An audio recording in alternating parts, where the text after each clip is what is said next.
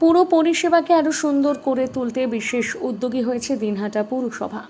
শহরের প্রতিটি ওয়ার্ডকে পরিষ্কার পরিচ্ছন্ন রাখার জন্য সরকারিভাবে প্রাপ্ত আবর্জনা বহনের 16টি টোটো রিক্সা এবং 2টি জেসিবির উদ্বোধন হলো। শনিবার পুরসভা চত্বরে সবুজ পতাকা নাড়িয়ে এই টোটো রিক্সা ও জেসিবির উদ্বোধন করেন পৌরসভার চেয়ারম্যান গৌরীশঙ্কর মহেশ্বরী।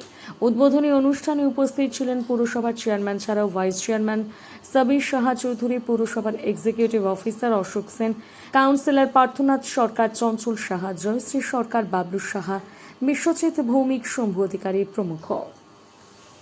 এবং রাজ্য সরকারের সহযোগিতা সলিড ওয়েস্ট ম্যানেজমেন্টের পক্ষ থেকে দিনহাটা পৌরসভাকে কিছু গাড়ি দেওয়া হয়েছে।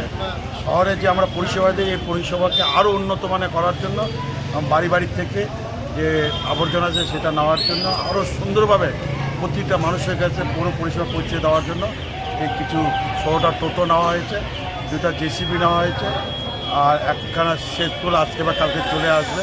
আরও কিছু গাড়ি আসবে যাতে শহরকে আমরা সুন্দর রাখতে পারি, তার চেষ্টা আমরা দিনহাটা পৌরসভার পক্ষ থেকে করে যাচ্ছি। এর পরিষেবা কি আজকে থেকেই শুরু হচ্ছে?